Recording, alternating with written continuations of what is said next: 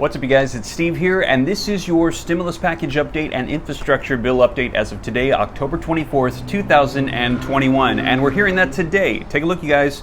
President Joe Biden and key senators, they have huddled together as Democrats drive toward a budget deal. And we're hearing that was Senator Joe Manchin and Senate Majority Leader Chuck Schumer that met with the president today to try to iron out the details of the reconciliation stimulus bill. However, we're hearing, I went through this article from the Star Tribune, link in the description below, that no details from the meeting have actually been released yet. So we don't know what unfolded from that, but we'll probably be hearing here shortly. But we are seeing articles coming out like this. Take a look, you guys. Democrats aim to bring votes on an infrastructure bill and reconciliation bills next week. And we heard this from Speaker of the House, Nancy Pelosi. And I've actually got some video footage I'm going to be sharing with you in today's video directly from the Speaker of the House, hearing what she had to say on infrastructure and stimulus. Now, in addition to that, we're also seeing articles come out like this. Take a look, you guys. Representative Ro Khanna says that President Joe Biden told Dems reconciliation agreement is a must before Glasgow conference. I need this. President Joe Biden pleading with Democrats to get it together, saying we need to pass something. And as you know, those approval ratings have been dropping. Midterm elections are in 2022, and historically we've seen that when political power is in full control of Congress, the House, the Senate, and the presidency, and they don't, as Bernie Sanders said, either put up or shut up, that the power will flip to the other party, and Republicans are banking on that 2022 midterm election. So you guys, I've got a ton of video footage. We're going to be diving right in, getting you caught up as to what they're saying as of today on stimulus and infrastructure. But before we do, if you could do me a quick favor, if you appreciate the updates even while on vacation in Honolulu, Hawaii, don't forget to do me a quick favor, smash the like button, just takes a second, helps out with the YouTube algorithm. Thank you so much, I appreciate it. Also, leave your comments, share this out. If this is your first time here and you want to stay up to date, hit the subscribe button, turn on that notification bell, and if you got any specific questions for me, shoot them to me in the DM on Instagram at SteveRam3, which is by far the best way to get a hold of me if you have any specific questions. And if you want to see stories of the vacation here, I'm storying all the time. Join me on Instagram at SteveRam3. But with that being said, you guys, let's dive right in. We've got some video footage. Let's take a look at Speaker of the House Nancy Pelosi and Representative Ro Khanna on stimulus and infrastructure. Are you frustrated? I mean, you talk about how you're almost there except for 10% of the bill, and you also talk about how the House is there. You guys are ready. You're going to pass it. And it's really these two Senate holdouts, Sinema and Manchin. Are you frustrated with them? Well, I'm respectful of everybody's point of view. I do not want the I don't want the Trump tax cuts perpetuated. So I don't want anybody to think if we don't address those right now they're off the table. No, we will use them for something at some point, because you can't use the wealth tax and tax the billionaires, which is what we should be doing, and let corporate America off the hook. But corporate America will be paying because of the overseas tax, and some of the other provisions are very technical to go into right now. Yeah. We'll know more tomorrow to see what makes the cut. What makes the cut? And then it's worth it, the time to go into it. There's also this issue of the debt ceiling. Yeah. Right. Well, that's a different issue. That's separate. It's a separate issue, but in terms of how you get it through the Congress to President Biden's desk, maybe separate, maybe not.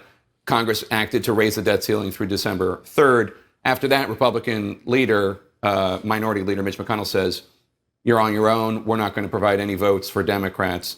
A default, obviously, would be devastating for the American economy, for the world economy.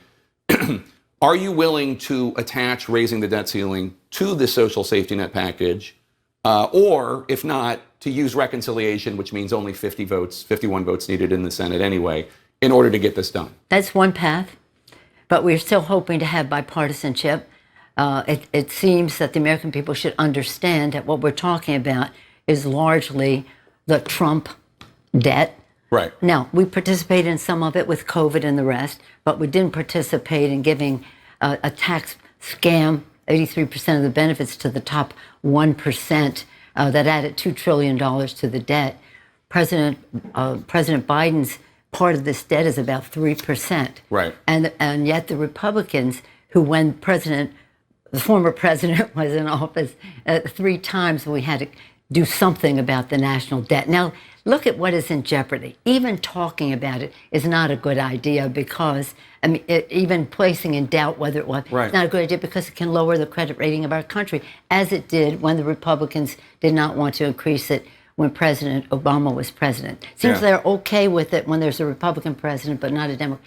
6 to 7 million jobs could be lost. $15 trillion in household wealth. Consequences that could last for decades. Why not get rid of the debt ceiling? Well, that's what we have a plan to do as well.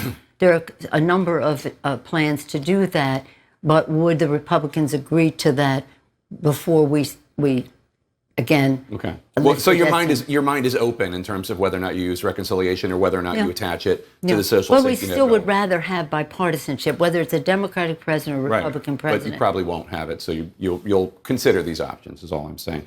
I want to ask you, and it's very, very, very important. Absolutely. So there you have it. Let me know your thoughts in the comments down below. A lot of good content right there. We heard her say that she believes they're pretty much there, about 90% done. They just got to get those last 2 senators on board. And also, we heard her say about the debt ceiling increase and maybe including that in the reconciliation bill. And they're hoping for a bipartisan agreement.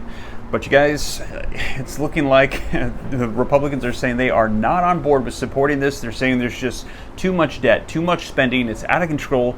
And they're saying that if they want to do this, they're going to have to include it in the reconciliation bill. Now, also, let's take a look at what Representative Ro Khanna had to say. As he said, Biden just met with Democrats and said, you guys, I need this. Let's take a look at this video footage. Thanks for having me. President Biden and congressional Democratic leaders are talking about passing both the infrastructure package and the big tax and spend package this week. How likely is that you can get deals and pass both of them before we do this show next Sunday? Chris, it's likely. You can hold me to it, I guess. Here's the thing. The president looked us in the eye and he said, I need this before I go represent the United States in Glasgow. American prestige is on the line. Many members understand that. We're working very hard to get a deal. I understand we're close, and I'm confident we're going to get there. Let me ask you, though, about that, because some Democrats are talking about passing the big bipartisan infrastructure package, $1.2 trillion, even if the even bigger reconciliation package isn't done this week, in order to give President Biden something to talk about at the climate summit in Glasgow, and also to help Terry McAuliffe in his governor's race a week from Tuesday. Would you, as a progressive, because you've said in the past you don't get one without the other, would you approve the infrastructure package with this deadline, even if you don't have a reconciliation agreement? No way. No, and the president doesn't want that. The president needs the reconciliation agreement to go to Glasgow. That's what is going to deal with climate change. That's what's going to hit his goals of 50% reduction by 2030. I'm confident we will have an agreement. I'm confident that the president will be able to give his word to the House caucus that he has that agreement, and that would then facilitate the vote on the infrastructure bill. Now, Speaker Pelosi was on another Sunday talk show this morning, and she said, well, we may not have a deal on the reconciliation part, the big tax and spend part, but we would have the framework. Would that be enough for you? Well, the details matter. My view is that the president's word saying, I have the commitment of 50 senators, and those 50 senators are going to vote for this bill, and here is are the details, that's good enough. But look, different members have different issues about what is exactly good enough. I don't think proceduralism will hold this back. If the president gives his word and has a clear commitment, that will be good enough. Now, the big development this week has not been on the spending side. It's been on the taxing side, the pay-for side, and the sudden shift away from the way the Democrats have been talking for months, if not years, on how they would pay for this big package. For months, the president has been clear about how he wants to do it. Take a look at him. It's time for corporate America and the wealthiest 1% of Americans to just begin to pay their fair share. Just their fair share. But now, because Kyrsten Sinema says that she opposes raising rates on wealthy Americans, those making more than $400,000, and on corporations, there is suddenly talk of a wealth tax on about 700 billionaires. Are you willing to vote for that without any real testing or vetting? I do think a wealth tax makes sense, Chris. And as I mentioned, I think last time I was on, it would be paid largely by people in my district, Silicon Valley billionaires. Our wealth has gone up 40% during the pandemic, $11 trillion of market cap in our area. They can afford to pay a wealth tax. But I guess my question for Senator Sinema is, she voted against the Trump tax cuts, and I just don't understand why she's not willing then to raise some of the rates back to what they were before the bill she voted against was, and she hasn't explained it to anyone. So let's be clear here, because you say, well, if the president gives you his word, that's good enough. If the president's word is, we're not going to raise rates on people making more than $400,000 a year, we're not going to raise the average corporate tax rate, let's say from 21% to 25%, instead we're going to have this billionaires tax.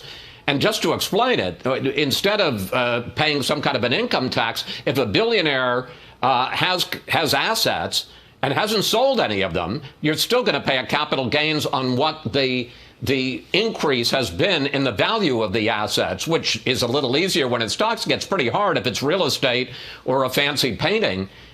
If he says that it's going to be the billionaires tax but not raising rates on individuals or corporations, do you vote for that or against it? I would vote for it. I mean, the billionaires tax is actually a wealth tax. It's more progressive, arguably. It's what Senator Warren ran on. But the billionaires tax, I don't think will be enough. It would have to be coupled with this minimum tax, which the president has talked about, that there are about 50 corporations that are paying 0% in taxes, and they would have to pay at least 7% in tax. So Amazon would have to pay 7%. If you had both of those and you raised the revenue, I would vote for it. Even though you're not going to raise rates on corporations and on the wealthy as opposed to the super wealthy? Well, I would prefer that we raise the corporate tax rates, but if we can raise the revenue in these two other ways, I'm not going to vote against the bill if we can get the revenue through alternative means, especially when I believe a wealth tax and a corporate minimum tax are also good measures. And we still have the option then of raising the corporate tax later to get free community college or other areas where we want to have meaningful change. On the spending side, as David Spunt made clear, the president and Democrats are coming down sharply from $3.5 trillion to somewhere closer to $2 trillion tops. And I want to put up some of the programs that could either be cut back or eliminated. Letting Medicare negotiate lower drug prices, expanding Medicare to cover vision, hearing, and dental costs.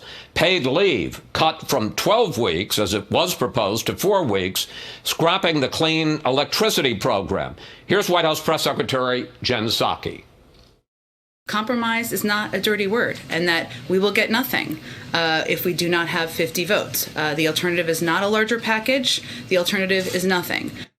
Can you accept that, Congressman, that you may have to leave a lot of things on your wish list on the sidelines, but it's better than nothing? I agree with Jen Psaki that compromise is good. I also agree with you, Chris, that she's done a phenomenal job in conveying the president's message. But yes, we have to get a compromise. We have to get a deal. And here's the reality, Chris. If 50 senators agree with it, if you can get Senator Manchin and Senator Sanders to agree on something, I don't think you're going to have the House vote against it. So if the president represents that 50 senators are on board with the framework, he'll have the House. Now, if there's a holdout, if progressive senators are opposed to it, then there's a problem. Finally, and you got about 30 seconds here, how frustrated are you with Senators Manchin and Sinema? Chris, I mentioned earlier, Senator Manchin has been a straight shooter. You know exactly where he stands. I disagree with areas, but I respect that. My concern with Senator Sinema is, why are the rules different for her? Why doesn't she go on shows like yours? Why doesn't she explain herself? If she's shifted her position on Trump tax cuts, explain it. I guess I've never seen a politician, including, frankly, the former President Trump, who just totally ducks answering questions of the media or constituents. And that's my frustration with her. She's not clear about what she believes. Well, I got to tell you, I'm a little frustrated. We've been trying to get her on the air. She won't even meet with us in private. Congressman Khanna? Well, there you have it, you guys. Let me know your thoughts in the comments down below. That was Speaker of the House Nancy Pelosi and Representative Ro Khanna on negotiations taking place. And we heard them say they're optimistic that it will get done this week. And we heard both of them asked, just how frustrated are you really with Senators Joe Manchin and Kirsten Sinema. And you guys, we're going to be seeing what unfolds this week. I'll be sure to keep you up to speed here on the channel. And thank you so much for joining me. As always, if you made it this far and you haven't already, don't forget, take a quick second, smash that like button. I would appreciate it. Leave your comments down below. Share this out if you think it's going to help out other people. If this is your first time here and you want to stay up to date, hit the subscribe button and turn on that notification bell so that way you can stay up to date as updates roll out. And if you got any specific questions for me, shoot them to me in the DM on Instagram at SteveRam3. But with that being said, you guys, hope this reaches you well. Hope you have a blessed rest of your weekend. I'll catch you in the next video. Take care. God bless. This is Steve.